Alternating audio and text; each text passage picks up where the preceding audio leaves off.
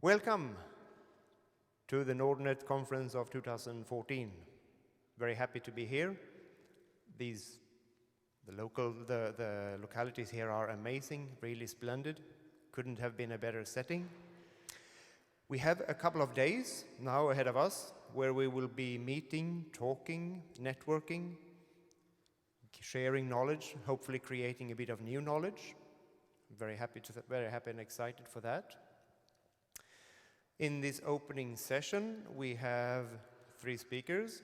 Myself, Walter Nord. I've been the chair of the program committee, and I will be making a quick introduction to this session. Ann Fust from Uppsala University has been called away for a meeting with the principal, with the rector. So I will be giving a little bit of an update on Uppsala University. And Ann Fust is coming to the opening reception in the evening today and will give a bit more of details around Uppsala. Later on, we will have a speech from Maria Hell that will be presenting SUNET as well. We have René Busch from Nordnet that will be giving an update on the status of the Nordic collaboration and international collaboration. And we have Torbjørn Bach-Pedersen from Computer Science Aalborg University in Denmark that will be talking about big multidimensional data. And after this session, I will also give a bit of practical details about the Wi-Fi and so forth.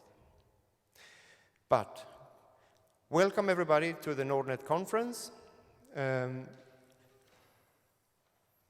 Uppsala University, quickly. Founded 1477. It's one of the oldest universities in Europe. It's also one of the biggest universities in Europe with about 41,000 students. The turnover is more than 600 million euros a year. It's highly ranked in international rankings. It's continuously listed on one of the top 100 universities in the world. So I think that the setting for this conference couldn't have been better. With those few words, I'd like to turn over to Maria. Maria, welcome.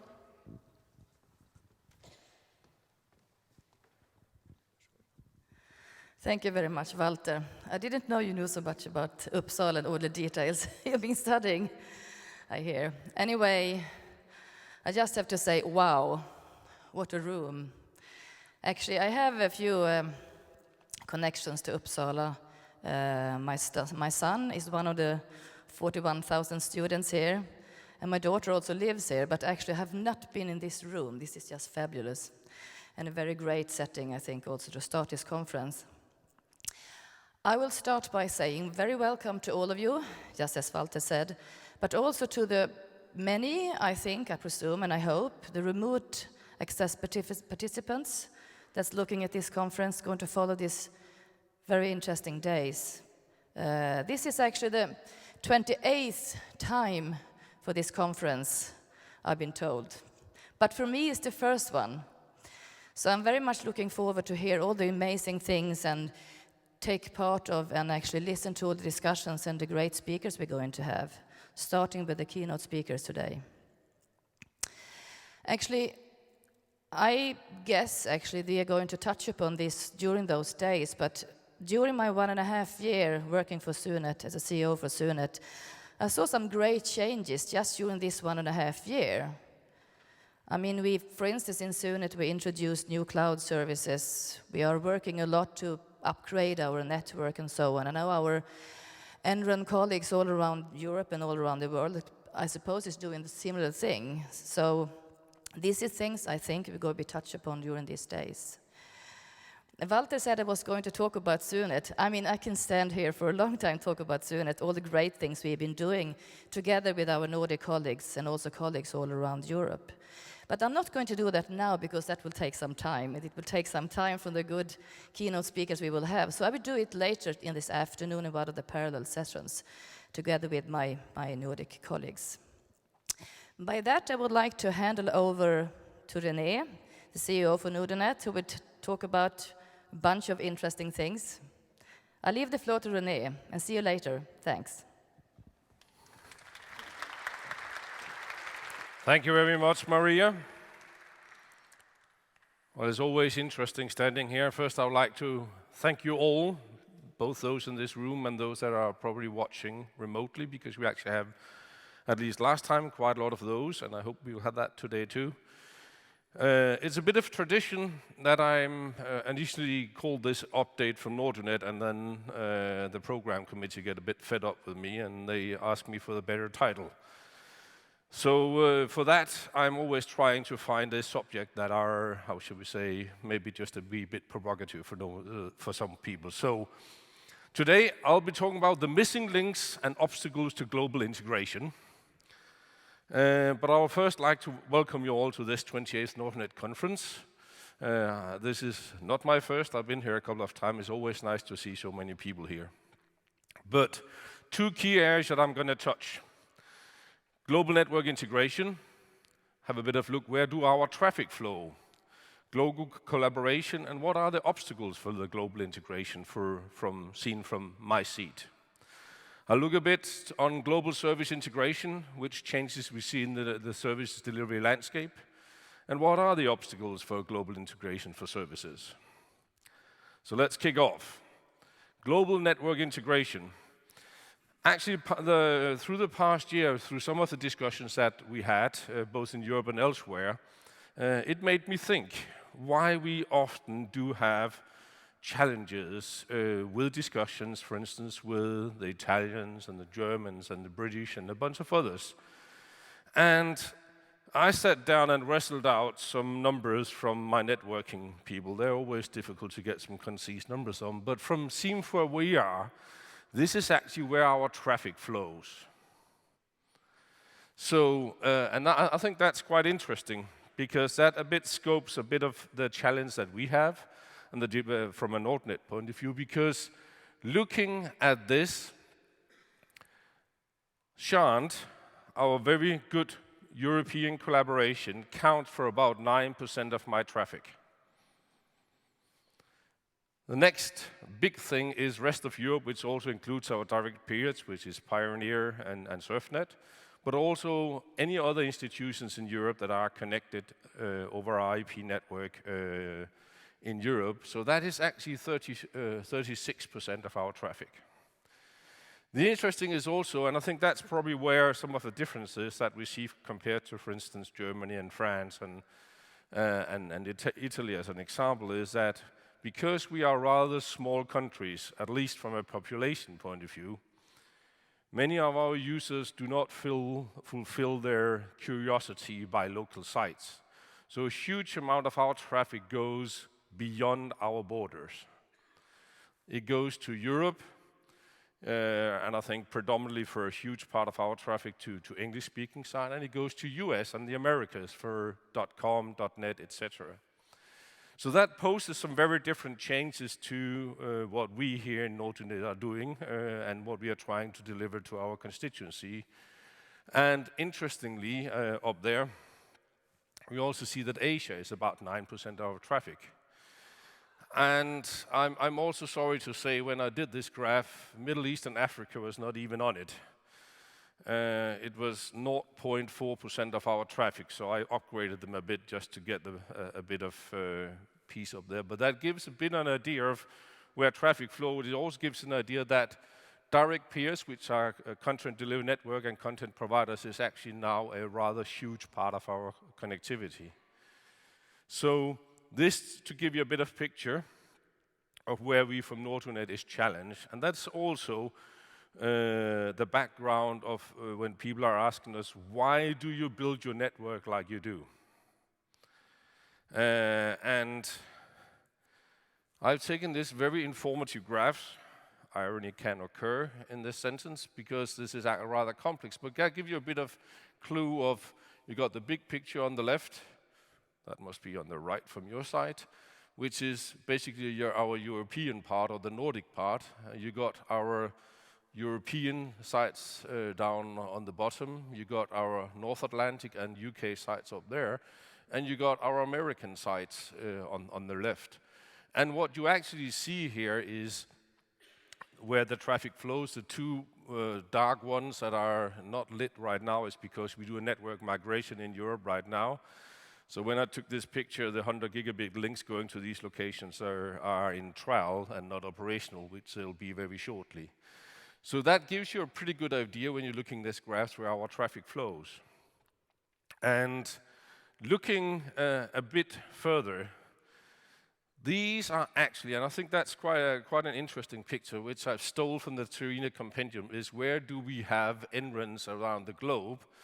And that might explain why we don't have a lot of traffic into Africa, because there are still, unfortunately, some of the white spots on the face of the planet. But these are our peers, and we see that global NRENs are becoming more and more poised for working together. But when we also go to another picture and look at where is, I've stole this graph from me and Usman from Dande, looking at where is actually the capacity going in around the world, that it predominantly flows between Europe, North America, Asia, a bit to Latin America, Australia and New Zealand is connected on the side, and then we see very thin link going to Southeast Asia. We see very thin links going to Africa and Middle East. And this gives us a bit of imbalance. So what we also, and one of my fellow friends, Dave Lambert, is going to talk more about the Global NREN CO Forum later during this conference. But one of the things that we push ourselves off is that we work together. So a group of NREN CISOs have got together, and I've tried to make a representation of how they actually are. The big ones are consortiums that works together. And we've been trying to come up with a global vision of how networking could be, taking into account where do we have the large projects, where do we have large telescopes, where do we have large research instruments. And this is a graphic impression that I've stolen from another presentation, that if you go back and think of the previous presentation, this is a much more, how should we say, structured view trying to reach all the phases of the planet. And that's what we see, because a lot of the instruments, both in South America, in Africa, Australia, and even in the Nordic, and I think we are missing one vital representation from the Nordic up here, is that one of our instruments that are often used is very far up Nordic at Spitsbergen. So it gets a bit of an idea of what we are trying to connect. The initial part of this was tested out in the dotted line as a pilot, kindly called ANA100 for Advanced North Atlantic Connectivity 100. That was done by a number of partners, ESNet, Nordnet, Surfnet, Penary, Internet2, and Shard. That pilot is coming to an end and is now moving in production. And I'm using this as an example for some of the obstacles that we see later on, because this is being put in production, but unfortunately not with all the partners that we saw before. Not because of lack of ideas, not because of lack of they want to be in, but because of other things that I'm going to touch on. So what we're putting up in operation here during September, October, and November is a redundant 100 gig link, which is the first trial of the global network architecture between Europe and Washington, between these four partners. This is leading to some of my main points that I do have here today on the missing links relating to connectivity. Because why? I'll be missing two of these partners in the picture here. I think part of this is not lack of that they don't want to be participants, but I think, to be honest, I think we are lacking a global vision for funding agencies and organizations. A lot of the funding that we see are tied into specific projects. A lot of the funding that we see hampered by artificial connectivity policies that are definitively poisonous to cross-disciplinary thinking. One of the reasons why ESTNet is not part of the consortium right now, but will function as a backup, is because the connectivity they have transatlantic is infected by an artificial connectivity policy, only allowing them to make connectivity for high-energy physics. And one of the reasons why we don't see Shant in that picture is because Europe has a problem finding out how to do some of these things, and there are different opinions in north, south, east, and west on how we do these things. So by not agreeing on that, we actually start seeing that that hampers how we can do global integration, that instead of going out purchasing things together and helping each other, we land in a situation where it will be a sub-part or single partners going out purchasing capacity, and that is not going to lead us to the picture of a global network architecture that we saw before. One of the other things that we see are regions with incumbent, non-deregulated telecommunication markets. And then people think, well, that's not a problem for Europe, and I'm sorry to say it is. Because you will still see huge differences in prices from north to south. You'll see prices in Southern Europe that are 10 times higher than you'll see on the stretches in Northern Europe or Central Europe. And even in markets that are supposed to be deregulated, there in principle are very little competition, and that drives prices up, which again puts constraints on our budgets in the sense. If you go beyond Europe, if you go to Middle East, the prices there are not based on reality, at least not my reality, that are based on various political intentions and various ideas about how people can make money, and you'll see ridiculous amount of money being paid for simple cross connects. Going further beyond into Africa and other places, of course you will be hit by distances. There's a long way to Africa, but I'm sorry to say there's also a very, very long way to Spitsbergen, at least if you talk to our Norwegian guys that are trying to networking the part up there.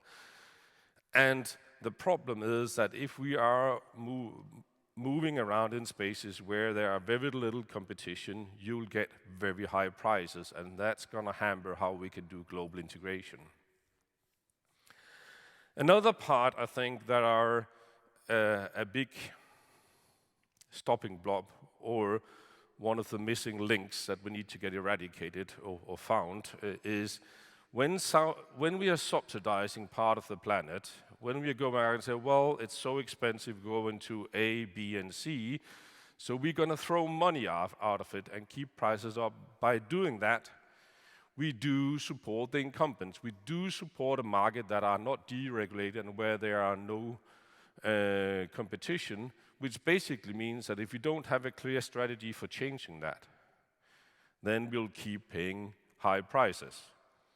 We can do that for a couple of years, but there must be a strategy. How do we change that? And here we are not just talking Africa, Middle East, we are also talking certain parts of Europe. And we're even talking certain parts of the Nordics, because trying to go to Iceland, I do not dare think about the amount of money we had to pay for coming to Iceland, which is a part of where and that are essential parts of Europe in that sense, but that are struck by their location and very little competition, unfortunately. So this is not just an African, South American problem. That's also a problem here in Europe and in the Nordics. And I think, to be honest, organizations do have a tendency to focus on their own internal agendas and not necessarily a global vision. I think all organizations inherently will have a tendency to think, how can we survive? How can we become bigger? How can we be sure that it's us dominated? And I think that is poisons for global integration. We need a global vision because there's no chance that we're going to get one end run that rules them all. There's no chance that we can just think of global as one thing. The global picture will just with the countries be a patchwork of partners that are working together, and those partners need to have a global vision. And then unfortunately, I think when I started here in 2005, and I still bumped into, this is not been invented here and therefore it's not good. I still think we see that around in the community. I think we need a lot more openness for things coming from the outside, not just on networking, but even more on services. So, going on to services. If we go back, and this is not that many years, I think this was a service model where you had a university that did a lot of the services. There were 1, 2, a short number of services that you would go to the inland for, and maybe a local commercial providers. So that kept things very, very closely to universities. If you at that point in time, 2005, 2006, went out to universities and think, we're going to take black, green, and red and move elsewhere, you would have been taken out and shot by the university IT staff. But this is a picture I've shown before, and this is just to illustrate, actually an updated picture, but it's just to illustrate what happens for Nordnet since 2005. The other one was the services we delivered when I joined in 2005. The one below is a patchwork that we have to deal with today. And frankly, to be honest, that is not in the long run sustainable in that sense. We need to find another model of how we help each other, realizing that there are enrons that are very, very good at doing specific things. There are other enrons that are very good at doing other things. We need to figure out how we do this together.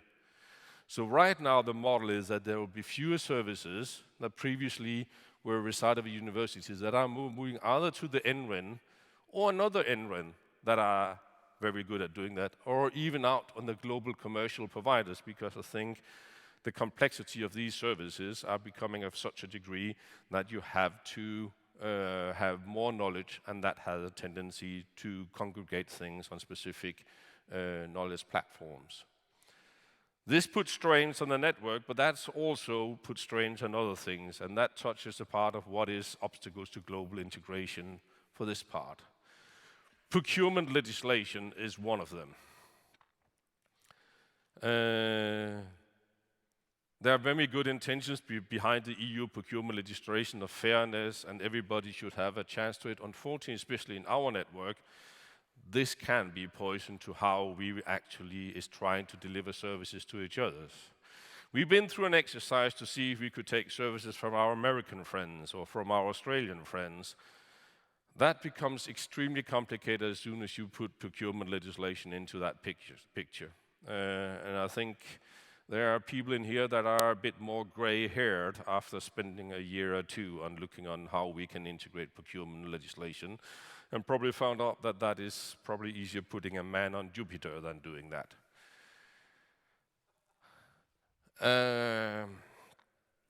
One of the other things is knowledge threshold. By moving a lot of the services out to the cloud and to other NRENs, you move away the knowledge of some of these technologies that you're using. And I think one of the things that we have as an obstacle is how can we have the knowledge of what is needed on each part of this picture, so that the services being produced by NREN B and delivered to the universities by NREN A, that the universities and the users actually understand how to use it and actually understand what requirement there are on a local level. And some of these services are of such a degree when we are talking collaborative tools, video conferencing, video streaming, etc., the amount of people that actually have in-depth knowledge is actually rather limited. And that is an area that we need to address. I think we have an obstacles relating to delivery mechanisms for new services. That ties a bit into procurement legislation, but even if we are within the same procurement regime like in Europe, where it should actually be feasible, I actually also think that we do have obstacles for various organizations to understand and buy into that we don't need all to do everything. must take services from places that are better probably at doing it than we are doing it ourselves, because otherwise we're duplicating efforts and that costs money. Another thing is privacy law.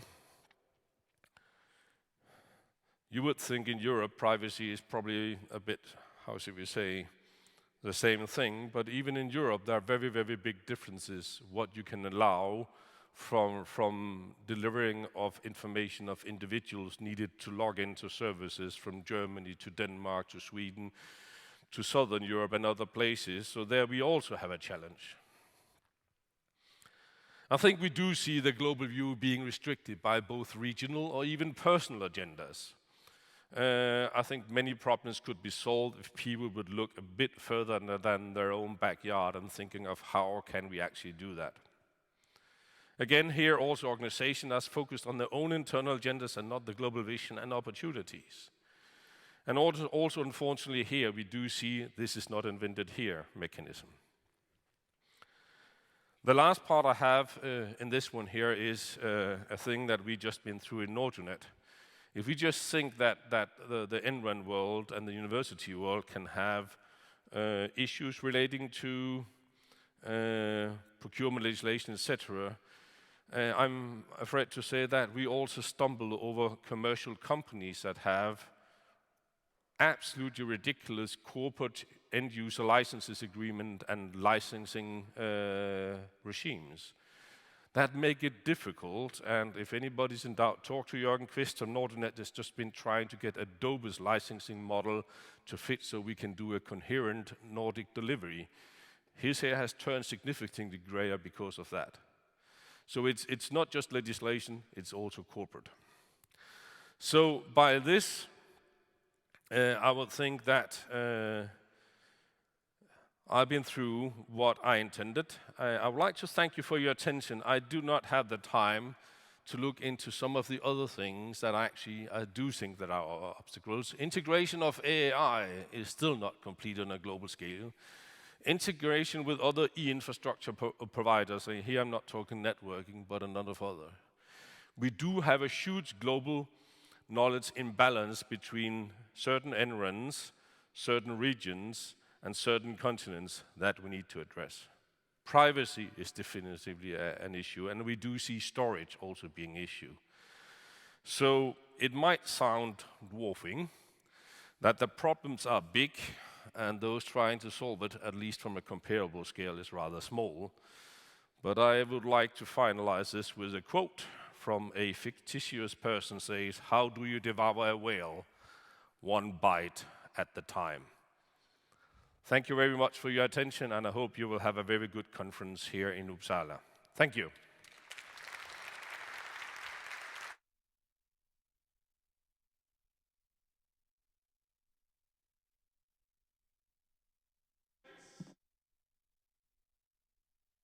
Told that I should answer questions. I'll be happy to do so.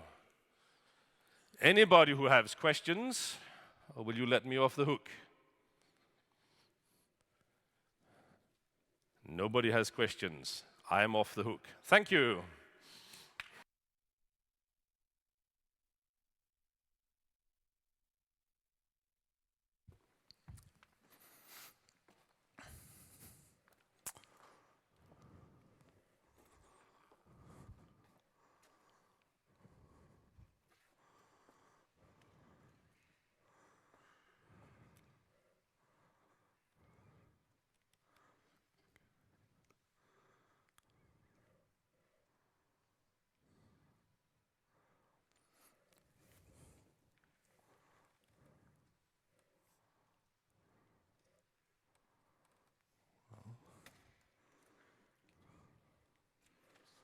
Wow.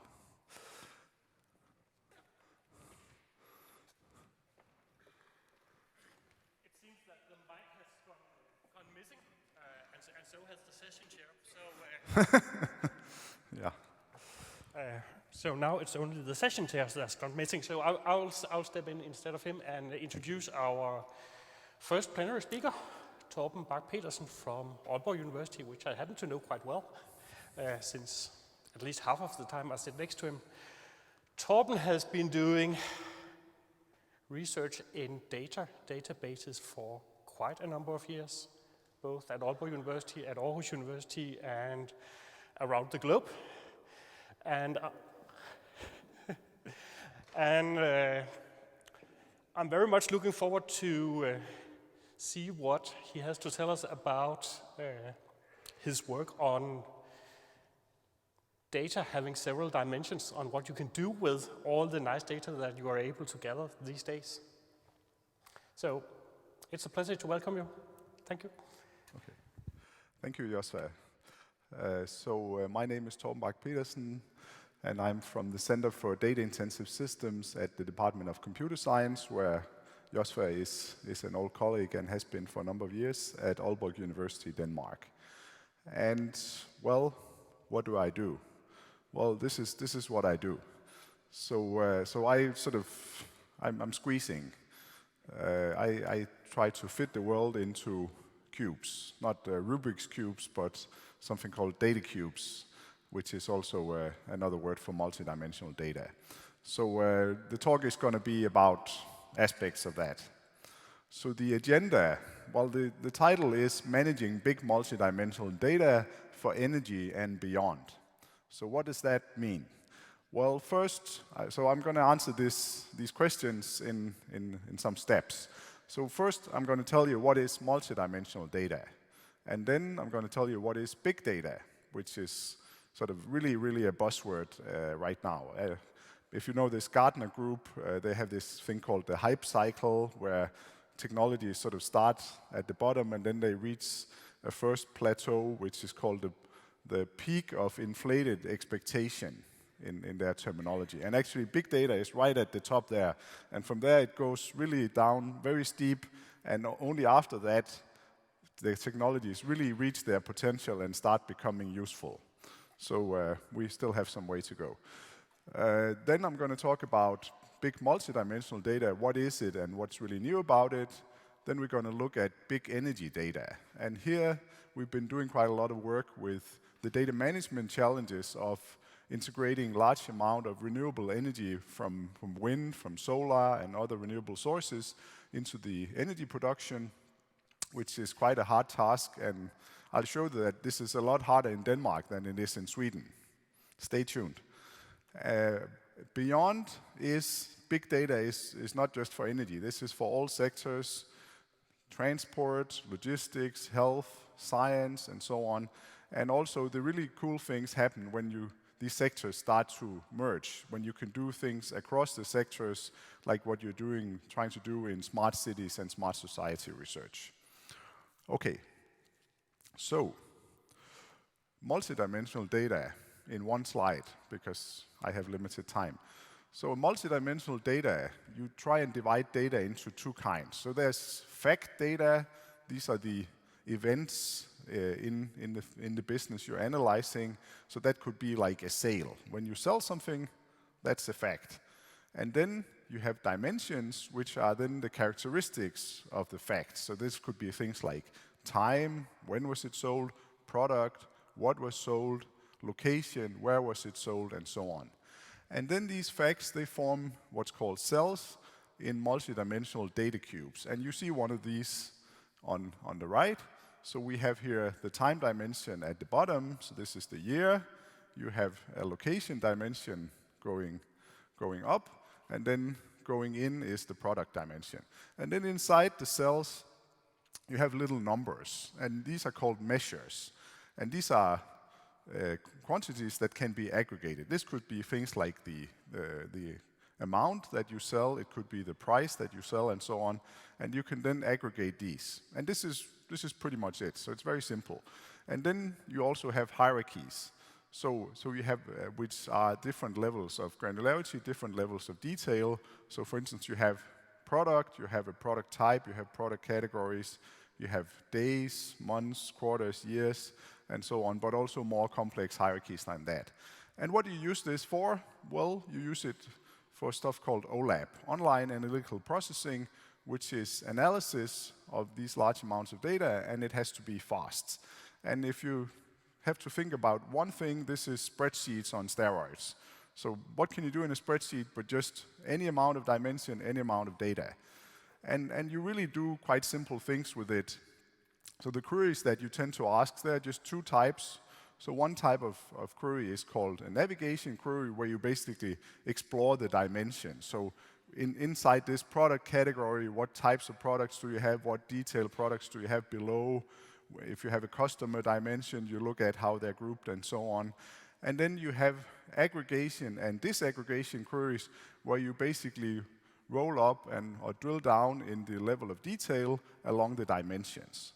So for instance, if we think this is too much data, there's simply too much information here, we can aggregate across the time dimension and get a more overview result, or we could drill down into one of the cells and basically explode that up so we get some more detail there. This is called drill down. And this is actually very, very classical technology. The first product of this kind came on the market in 1970, 44 years ago, so nothing new there. So what is business intelligence, which is the main application of multidimensional databases so far? Well, actually this is not very new either. So business intelligence is the ability to apprehend interrelationships of presented fact in such a way as to guide actions towards the desired goal, which is, well, doesn't say much. But what I find really interesting about it is that this term was coined in 1958. That's quite a number of years ago. But actually this has just become more and more popular, and a quite recent one proposed by Gartner last year.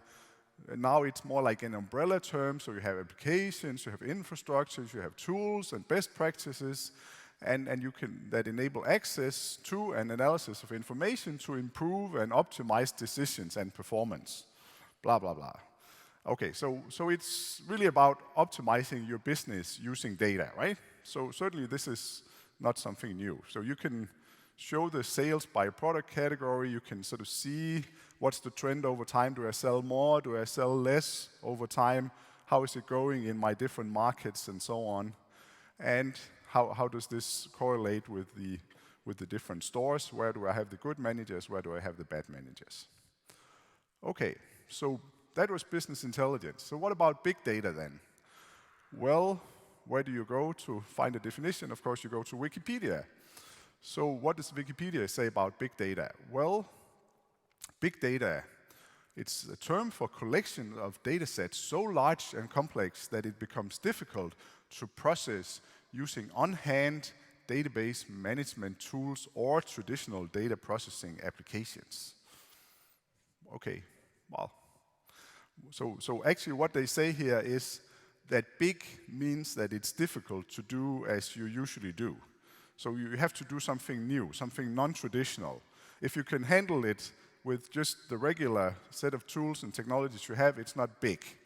So big, of course, can mean several things. So big data is often being characterized by, so since this is a buzzword, you have all these fancy terms, and for big data it was the V's. And originally there was 3 V's, later we get more, but basically big data is characterized by 3 V's, but it can be big data if you only have, even if you only have 1 or 2, if they're just really, really big V's.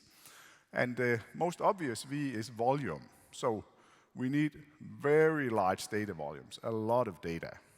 Then the next V is velocity. So data has to arrive very fast.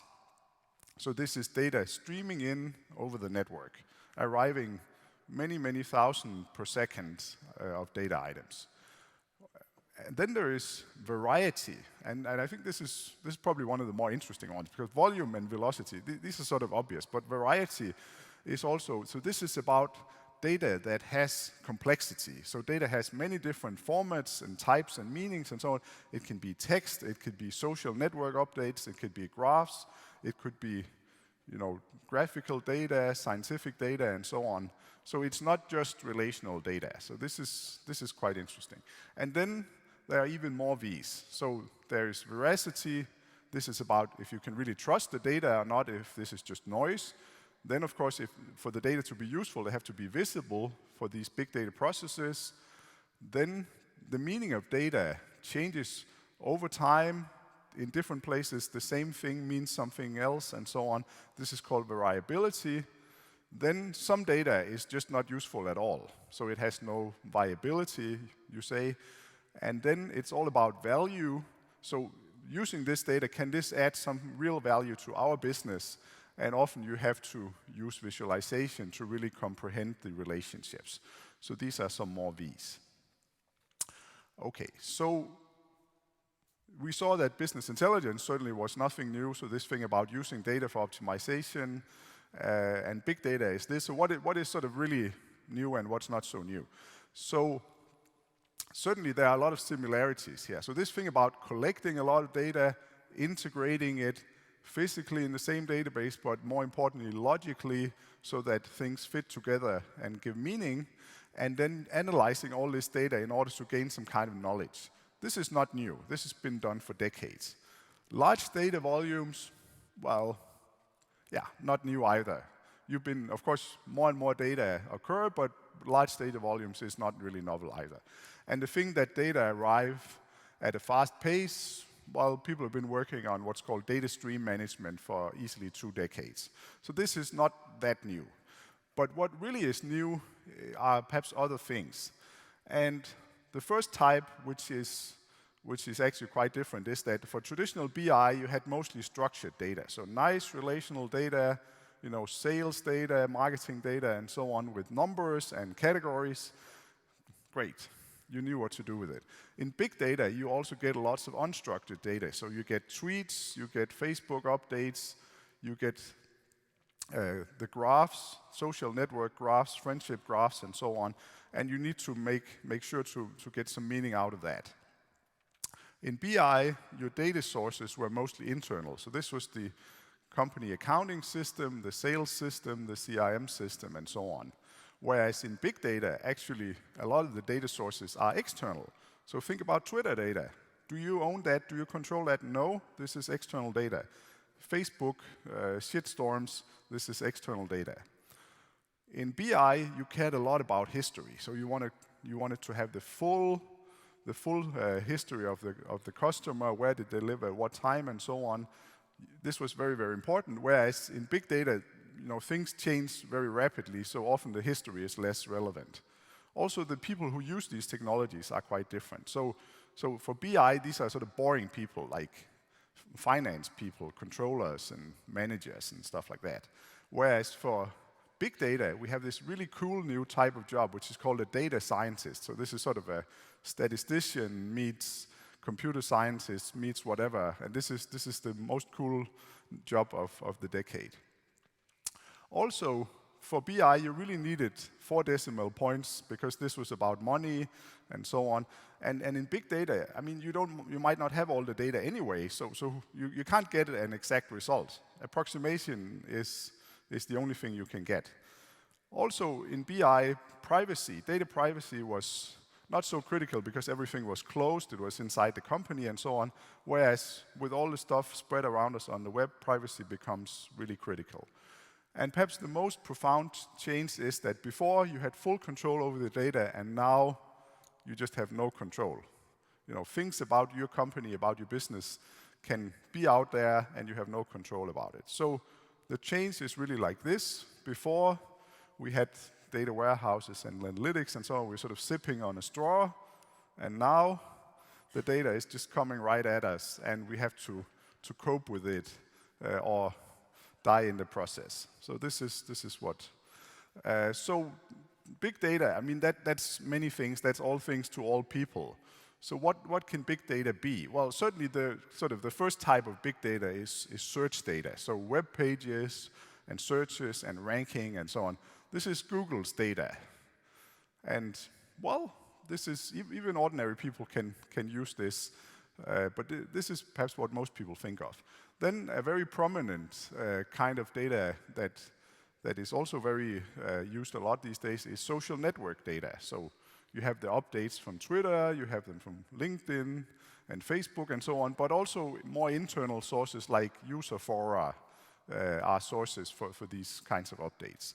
And this is, of course, text, but it's also images, it's the user information, what are their characteristics and how are they connected in friendship graphs, what do they like, what is their location, and so on.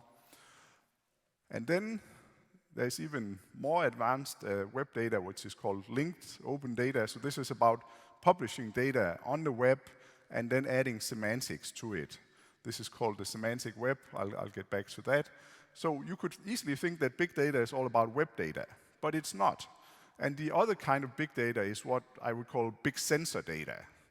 So we have big web data and we have big sensor data. So certainly big science data. Everyone here knows about CERN and the Large Hadron Collider and so on. This generates so much data that you can't even think about it. But there's also GPS data being collected from smartphones and GPS devices, data collected from RFID tags, and then the main focus of today is big energy data, which is the basis of the so-called smart grid. So, why big energy data? Well, the world is changing, there's a lot of challenges. Well, we can't perhaps feel it today, but global warming is happening, and you want to cut down on greenhouse gas emissions. Also, nuclear is controversial. Some countries have decided to phase out nuclear, and also there's the risk of energy supply security, that you might perhaps purchase energy from sort of less stable or less friendly countries, and you want to minimize your reliance on that.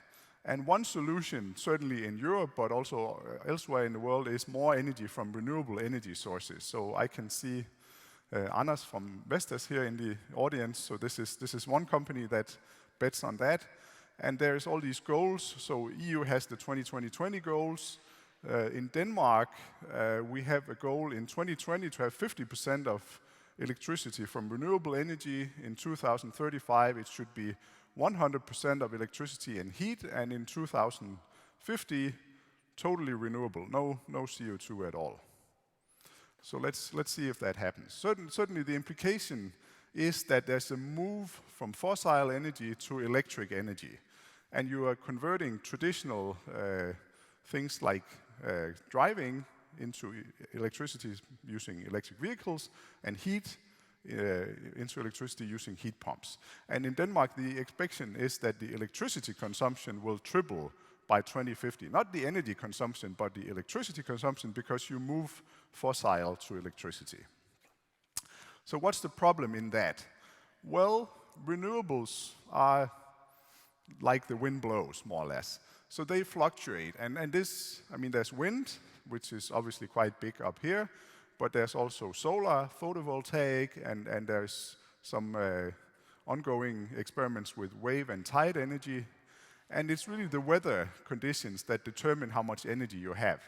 And of course, hydro, like Swedish hydro, and it's just so easy. I mean, this is peanuts. But in Denmark, we have real problems because we have to rely on wind in lack of mountains. Here are these are Greek numbers.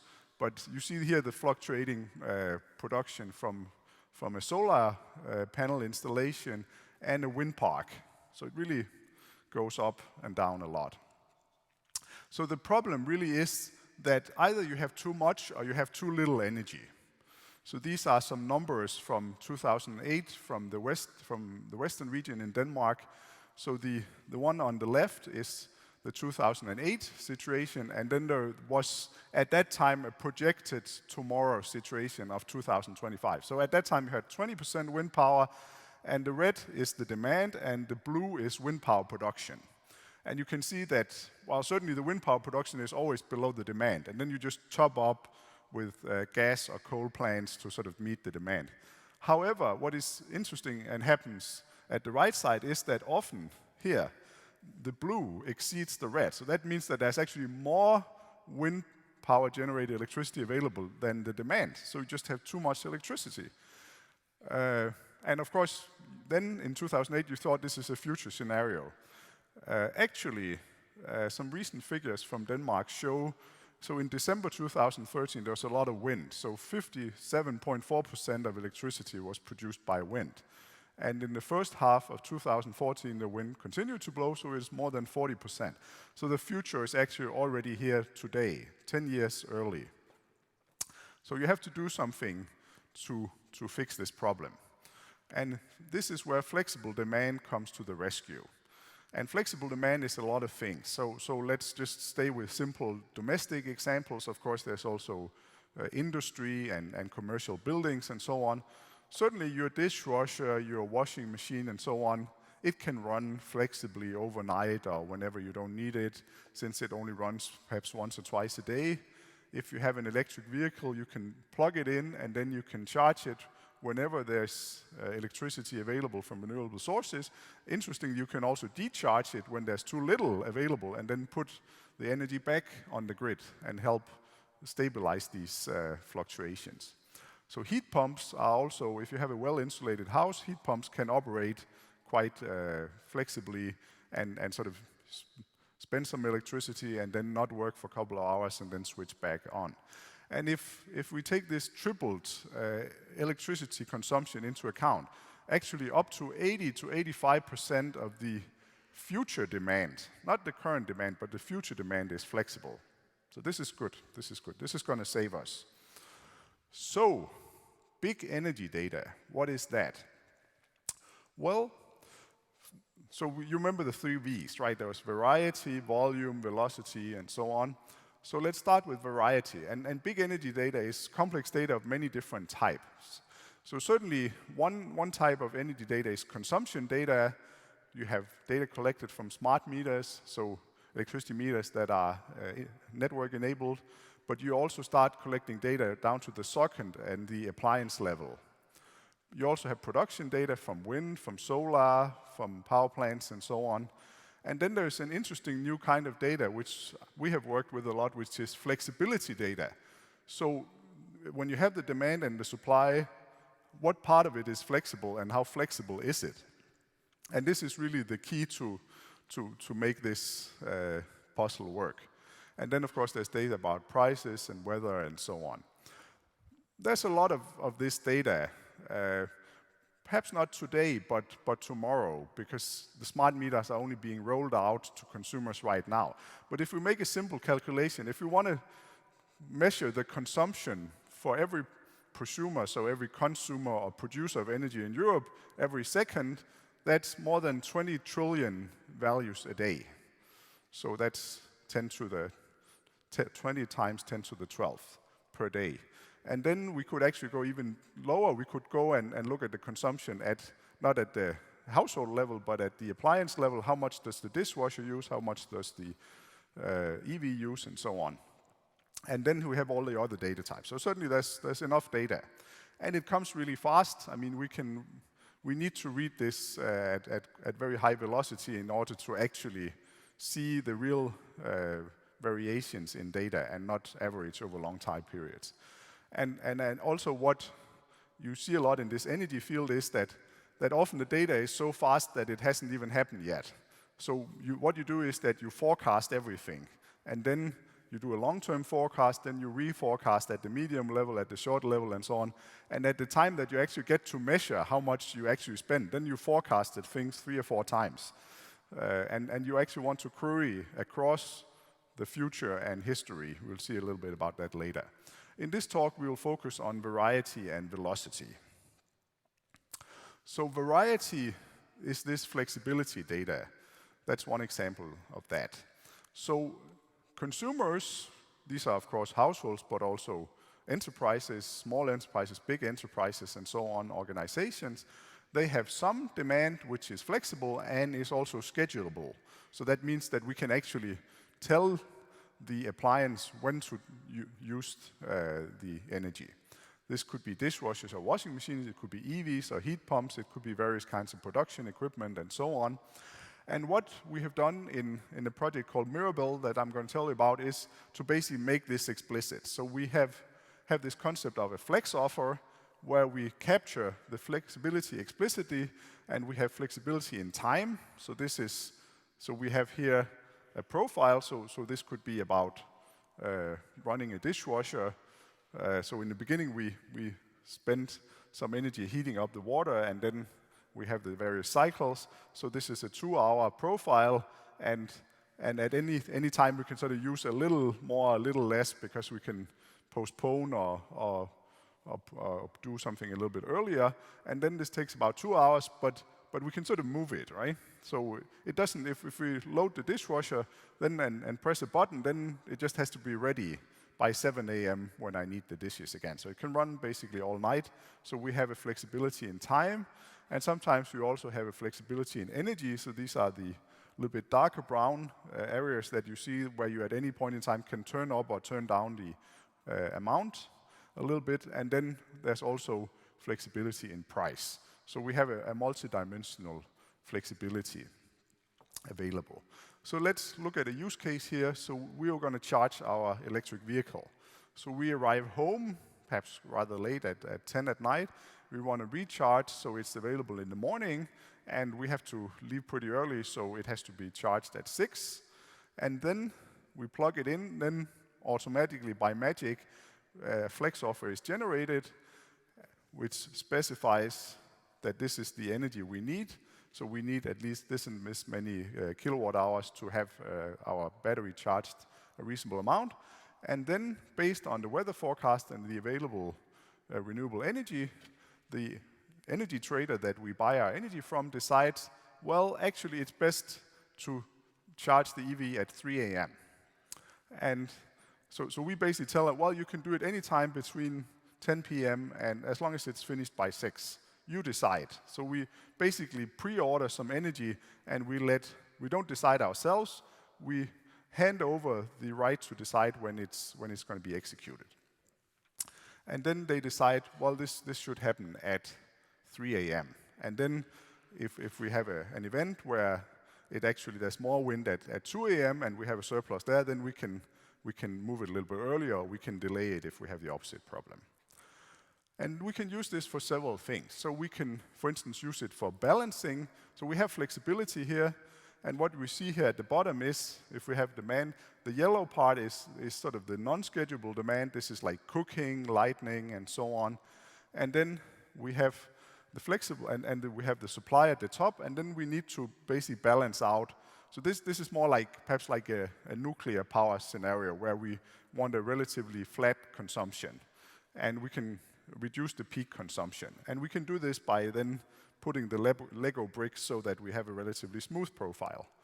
Another use case is the higher rate of renewables, where basically we have the supply. So the gray is past fossil electricity, and the green is renewable electricity. And then, of course, we want to match this supply profile with the energy profile, and then we move the flex offers into these tips so that we can match this profile. So this is another way of using it. And how do we do this? Well, I mean, we have, obviously, there's a lot of these few little, these small items with a few kilowatt hours, and we can't really fiddle around with all those. So what we do is that we have millions, many millions of what we call microflex offers.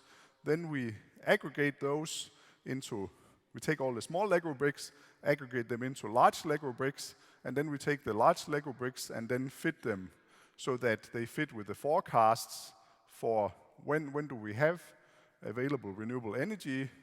Are there other kinds of constraints like grid constraints so that we can't actually spend this much energy in that part because there's not sufficient grid bandwidth to actually move the energy.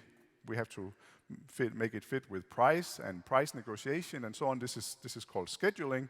And then we have assigned, okay, now the big Lego brick is here, then we have to explode it back out. This is called disaggregation. So we basically have to take it apart again and then take all the little units and assign, okay, you run here, you run here, you run here, and then the whole puzzle is solved. So this is what we do. And well, there's a lot of algorithms involved in this. One is about flex offer aggregation, where we take a large set of input flex offers and aggregate them into a smaller set of output flex offers. And then disaggregation is then the opposite. So after we've done this macro level scheduling, we have to disaggregate and basically explode the macro flex offers out again.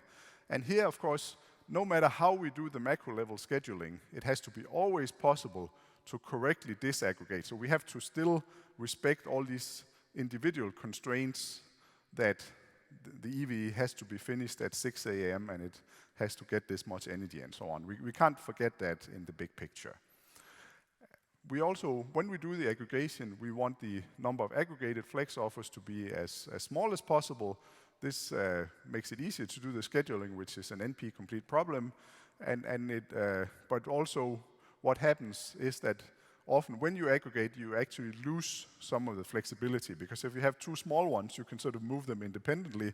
When you aggregate, you have to move them together, which means that you can lose some flexibility. So there's various heuristics for how to preserve the flexibility as much as possible. Also, we have timing constraints. We have to do aggregation, scheduling, disaggregation within some rather limited time period, like 10 minutes. And the way we actually do it is that we have all the input flex offers. This is what you see on the left. Then we try and group them so that they, in each, so it's like a clustering process. You want to group them so that the ones in the same group have similar characteristics. This is one way of preserving flexibility. And then when you have these groups, then you basically need to bin pack them so that you get aggregate flex offers that fulfill certain aggregate constraints. And then you have a result, and then some of them actually might not fit anywhere, so they're sort of left out for perhaps for reprocessing when a better fit comes along. Then also in this system, forecasting is essential, and this is really a lot of work. This was mostly done by our project partners at TU Dresden. But there's a lot of issues here. One is that you have to create these forecast models, you have to use them, and you have to maintain them all the time when there's new data, when the weather forecast changes, when the demand changes, and so on. And you have to support a lot of different models with single or multiple equations. You have to account for weather and other external data.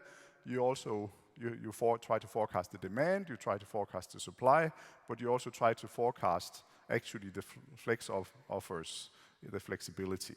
And this is in a continuous iterative cycle where you have evaluation, how well does it work, and then you maintain and do it all over.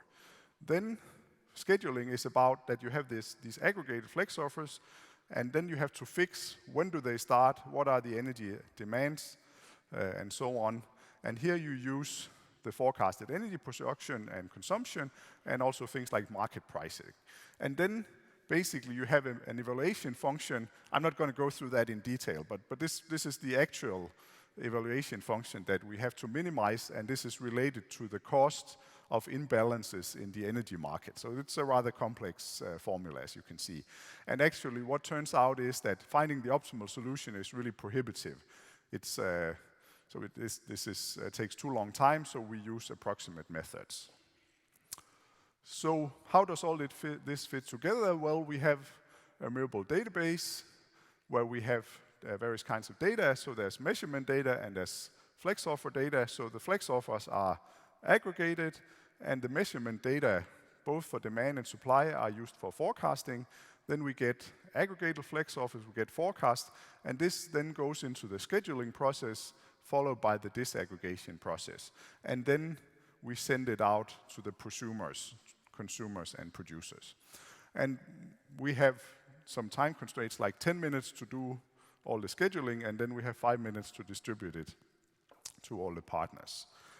And how does this look in a distributed setting? Well, the system, which is eventually going to be out there in the smart grid, is one which reflects the energy market. In the energy market, there is a European standard called the harmonized role model, which is about how you organize a liberalized energy market. And at the bottom, you have consumers and producers, nicknamed prosumers. So these can be sort of households with a little solar panel, which is actually both consuming and producing energy.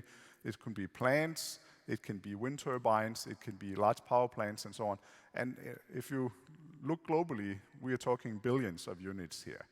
Then they are buying their energy through traders, which are, depending on what area you're looking at, these are hundreds and thousands. So in Denmark, there's a couple of hundred traders, and we have 3 million households. And then at the top, you have what's called transmission system operators. So these are the ones operating the backbone network, so the really big power cables doing power exchange across countries and between countries. So in Denmark, we have one of these. In bigger countries like Germany, there's 4. So this is how it looks in a distributed setting. And, well, actually this works. This is, I don't think I have time to show the video today, but we can basically show what happens. So at the bottom you have the demand, and at the top you have the supply, and then what happens over time, the forecast change. So the wind blows a little bit more, so you have more supply and so on. And actually what we can show happening is that then the demand, if you have enough flexibility available, the demand will adapt, and the peaks will sort of match each other on both sides. So we can take that in the break. So the experimental results that we have, these are, I have to say, based on simulations, since we don't have such a system out running in the world yet, is that balance responsible parties, so these are the energy traders, they can reduce their cost by 7 to 13%. We can reduce the peak load by up to 50%, depending on how much flexibility. We can increase the base load, so we can basically make the load more smooth. And we can improve REST integration significantly. So if we have just 15% of the energy consumption is flexible, we can neutralize 70% of the negative impact of the fluctuations. And of course, as I said, this percentage might be much higher in the future. We can reduce the energy bills of households, and if we add energy storage, we can also reduce CO2 a lot. One other result is that actually, instead of trying to schedule all these little units themselves, it works much better to first aggregate and then schedule.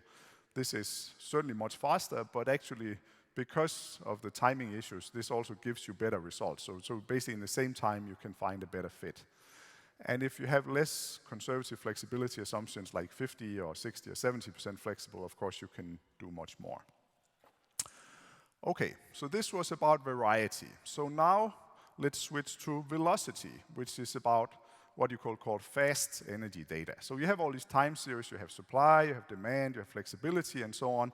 And as I said, well, when data is born, it hasn't even happened yet. So it starts out in the future. So you do a long-term forecast, perhaps even months into the time. This is done a lot for prices and so on. And then when you get a little bit closer, you start doing supply forecasts and so on.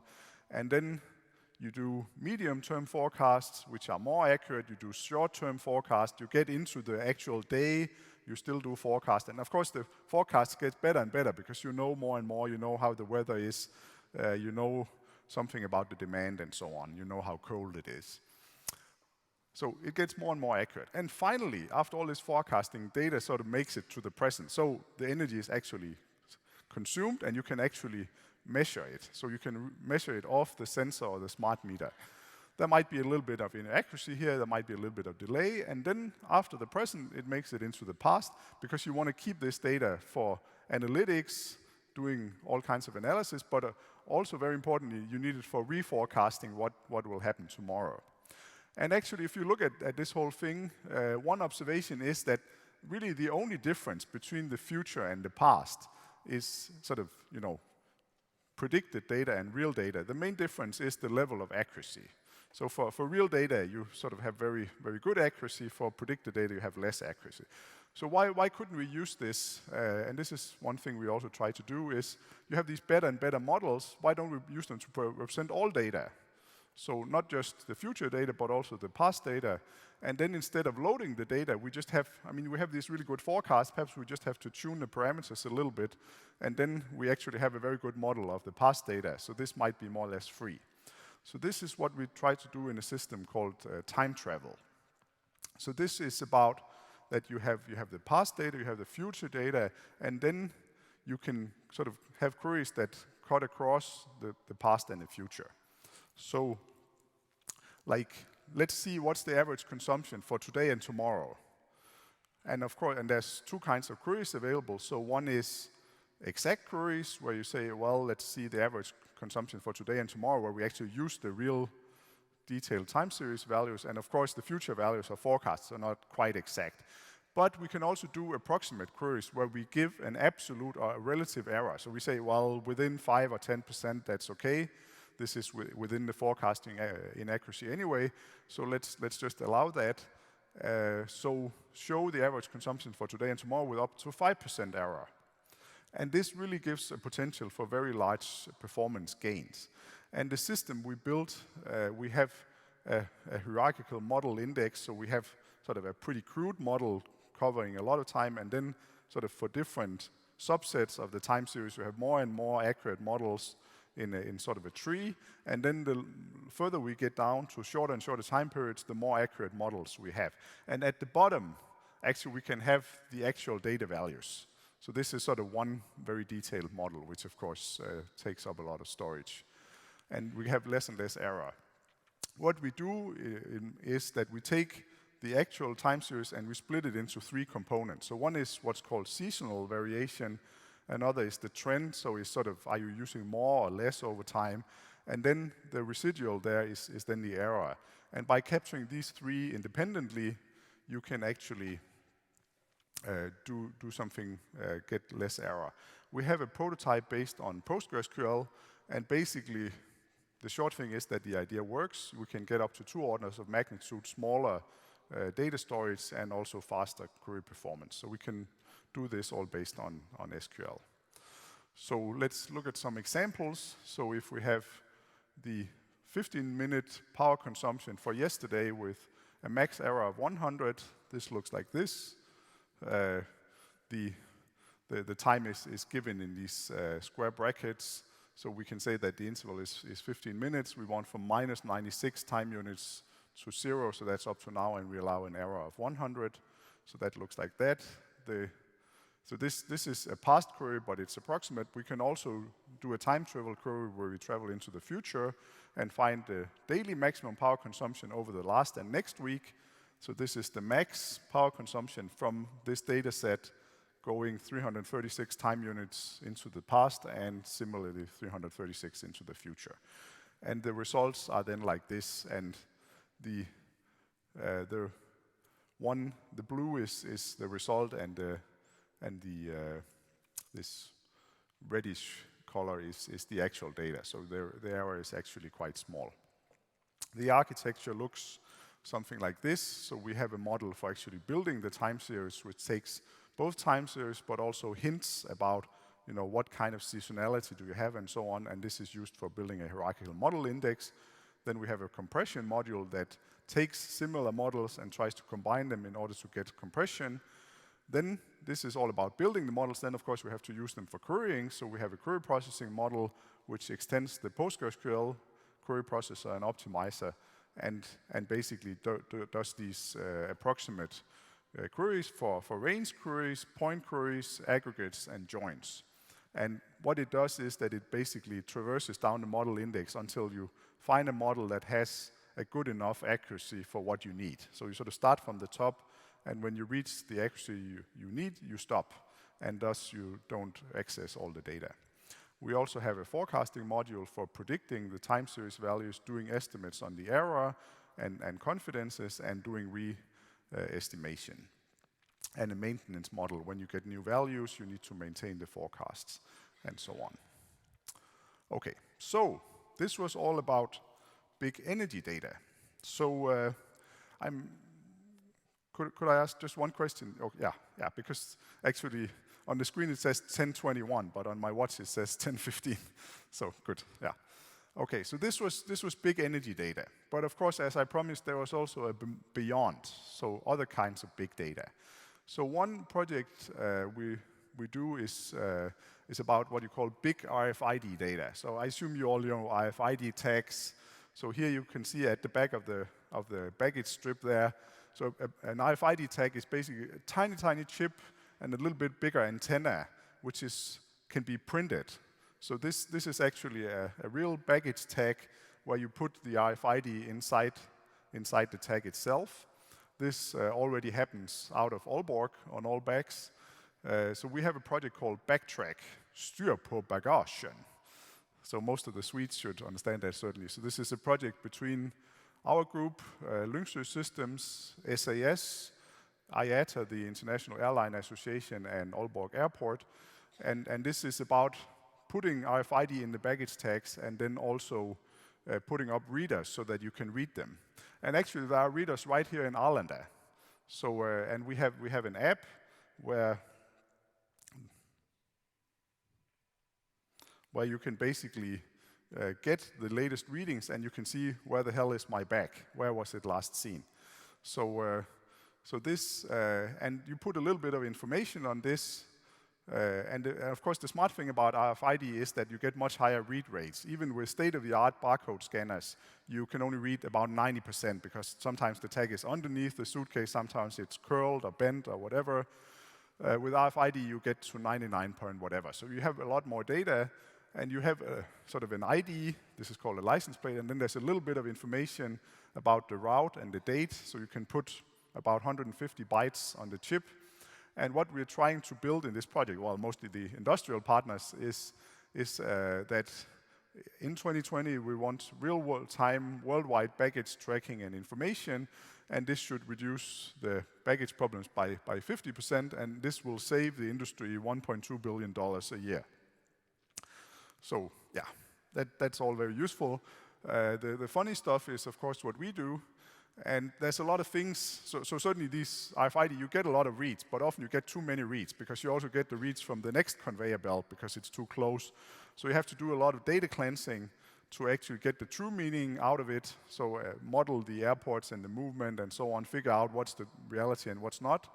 Then we have to process in real time and actually also into the future. So one thing we're trying to do is to sort of predict traffic jams in the baggage sortation. So predict how many bags are going to be at the sortation system in 10 minutes from now. We do analysis of the processes and the measurements using technologies like OLAP. We do data mining, which is about looking like at these event sequences and trying to see when did it make the plane, when did it not make the plane. Can we find some kind of a pattern in what it was that made it not miss the plane? And we have data potentially for more than 1,000 airports, and there's certainly a lot of it. Also, another kind of big data is what you could call linked open data. This is the linked open data cloud from April 2014. So this is from, so in the middle you have DBpedia, which is basically Wikipedia for data. And the linked open data cloud is about basically taking the data that people put out there on the web, and they put meaning on them, semantics, using semantic web technology, something called ontologies, which is like UML diagrams on steroids. And actually we are very proud because we made some work with taking some government data about businesses from Denmark and taking some agricultural data about farms and organic farms and so on, and put that data set out there. So we got our own little point in the data cloud in the government sector. And what can you use this for? Well, if you want to do business intelligence on big linked and open data, it's all about bringing in external data. So you have your own data, you know what they mean. After 20 years of data warehousing and data cleansing, you know what your own data means, but what about the data you bring in from the outside? And having comma-separated files that you can download is not really enough. You need to know what is the format, what is the meaning, and so on, and how do you query it, how do you access it. And certainly one proposed solution is what's called the semantic web, where you have ontologies, which is like data models, super data models that can state the meaning, and then also you try and link to other data sets. And you have things like, okay, this is the definition of a social security number in Denmark or Sweden. You can point to it and say, that attributes mean exactly that. This is a price including Swedish VAT and so on. You can point to that and so on. And then the idea is that this is all connected, and you can ask queries in a query language called Sparkle. And one of the things we're working on is how can you enable what we call self-service business intelligence. So this is basically, you have a problem, you might have some of the data that you need to answer the solution, but you don't have everything, and then you need to find the sort of the missing data out there. Perhaps hopefully in the linked open data cloud, you can find something that can match your need, and then you can bring that in, integrate it with what you have, and answer your question. So, this brings me to the summary. 5 minutes, okay, great, because I have some more slides. But let's summarize. Well, actually, in that case, I'll go, yeah. So I hope the slides are being put up so that you can see there's some references here to the projects and various papers and so on. Let's not go through those now. But I'll tell you a bit more about some ongoing projects. One of them is our Information Technologies for IC Technologies for Business Intelligence Doctoral College, which is an Erasmus Mundus joint doctorate, where we do joint PhD degrees between 2 universities. We have Aalborg University, Technical University of Dresden, Free University of Brussels, Technical University of Barcelona, and Technical University of Poznan in Poland. And we have a lot of industrial partners, Microsoft Research and HP Lab and Oracle and SAP and what have you. And if there are some smart young people, well, or not so young people in the audience that would like to work on big data technologies, the application for next year's term starts October 1st at this address. So if you want to work on big data analytics or other big data items, you should come and work with us. So please apply. Also, we have some ongoing, so what I told you was about the Mirabel project. We have 2 ongoing projects. One is called TotalFlex. TotalFlex vision is, so this is a purely Danish project where we want to develop a market-based and cost-effective systems where we can utilize the total flexibility in energy demand and production, where we also take balancing and grid constraints into account. And here we do some quite funny things. So one thing is that we have a home automation company there where they have intelligent sockets. So these are basically wireless sockets that where you can measure by the milliwatt by the millisecond. And then so you can really measure how much is the fridge using, how much is the dishwasher using, and so on, and the TV and whatever. And we can collect all this data. And what we want to do with it is that we want to predict energy consumption and flexibility, not at the household level, but at the device level. So we want to go down to those actual devices and try and learn the behavior of people and use that to actually auto-generate these flex offers. Then we also try and model heat pumps and other kinds of flexible demand as flex offers and do more advanced aggregation and analysis. And then, so there's we go into the household and try to reach down to the device level, and then we also go out on the grid level and try to help what's called the distribution system operators and transmission system operators, so the parties operating the low voltage and high voltage grids so that they can avoid congestion. So for instance, when you get all these EVs, it's actually going to be a problem to charge them because they're going to blow the fuses, not of the household, but at the transformer at the end of the street. If they all switch on at the same time, it's going to blow the fuses. Another project is called Arrowhead. This is actually what became the largest FP7 project in all. This is about collaborative information, so systems and people and so on work together to optimize goals. And here the flex offers are the basis for Work Package 5, Virtual Market of Energy, where we want to demonstrate that you can actually use this flexibility for energy optimization in residential buildings, in commercial buildings, in industrial processes and production, and in electromobility like EVs, using a service-oriented architecture. Also, big transport data is something that, this is mostly my colleagues that do this, so collecting GPS data and using this to understand and measure environmental impact, and they then assign time-varying eco-weights to the road segments. How many? 1 minute, okay. And do cool things like finding the most fuel-efficient route and so on. Let me then summarize here. So, multidimensional data. This was the stuff about facts, dimension, measures. There was the hierarchies. You could go up or down. You can aggregate, you can disaggregate, and so on. Big data. volume, velocity, variety, but there were also all the other V's. So these were all these characteristics that sort of made it hard, that made it novel. Big multidimensional data, some of the things were not so novel, but actually there's some things which are novel. And we see these occurring in several domains. So certainly in big energy data, we have flexible demand that must meet renewable supply. We have all these time series that we forecast. We have flex offers, which is about generalizing and making energy flexibilities explicit. We have this fast data where you can query even into the future. And we have high variety and velocity, and the high volume is certainly coming in the upcoming years. Then there were all the other kinds of big sensor data, RFID, GPS, and so on. There was the linked open data, the social networks. And the bottom line here is job security. So because all this data also needs to be moved, right? So we need to ship it all back and forth. So if you're sort of in the data business or the network business, I think we're pretty safe. So I'll finish off with that. And then thank the organizers for inviting me.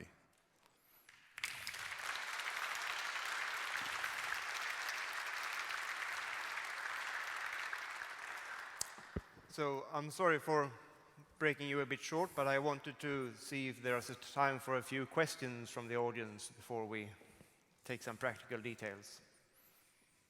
Yeah. Oh. Okay, now it works. Thank you. Thank you very much for a very interesting speech, and I also appreciate very much that you gave some practical examples so you can get a connection to the day-to-day life, so that I very much appreciate it. But of course it came into my mind during your speech, and actually you mentioned network in the last bottom line. Yeah. Because I wanted to draw the connection to our National Research and Educational Network, how this technology, this use of all this big data and other things you've been talking about, how could you take advantage of our networks? And also computing capacity in our networks, the identity services, and all these things. So I would like you to give a few examples. Yes. There. Thank you. Well, this is obviously a very relevant question in this forum. And of course, I'm not a networking person. And in these projects, we've really taken network connectivity more or less for granted, not because it's easy, but because we had to make the cut somehow. Let me go back to this slide here, where basically, so one answer is that there are all these players. So there's really hundreds of millions of players that needs to be connected and in various ways. And there's a lot of data actually flowing back and forth. So there's certainly a lot of need for connectivity. Also, of course, as you said, privacy is very important, because if you go down here, actually your energy consumption is sensitive, because this tells people when are you at home, when are you not at home, and so on. Actually, by looking at the energy signal, there are these German researchers that could figure out. They looked at the energy signal from the TV. They could figure out which movie you're watching. So it's really quite sensitive if you make it detailed enough. And of course, so the security aspect and the privacy aspect is very, very big. This is not something we work with so far, but that's certainly very essential. Yes. And well, I mean, what I talked here about a lot is sort of the energy grid. But of course, to make it the smart grid, you have a communication structure on top, a communication infrastructure overlaid on it, which is all about exchanging information. And this is, certainly you need a lot of stability there, you need very low latency and so on. And another answer is the big science data, but of course you know more about this than I, that you have all these big machines generating, like the new facility in Lund, where the data analysis is actually in Copenhagen and so on, so you need to transfer all this data back and forth. But yeah, networking is important, but I don't know much about it, so. Yeah. Thank you for an excellent talk. I have one more question for you. This is regarding the time series thing which you talked about in the big energy thing. Network also collects a lot of time series data, and you did a lot of time series analysis, moving averages and stuff. Is there any packages that you are putting out, making available, that we can use and leverage to analyze network time series data, or is that some commercial package did you use, or do you have any input into that? Well,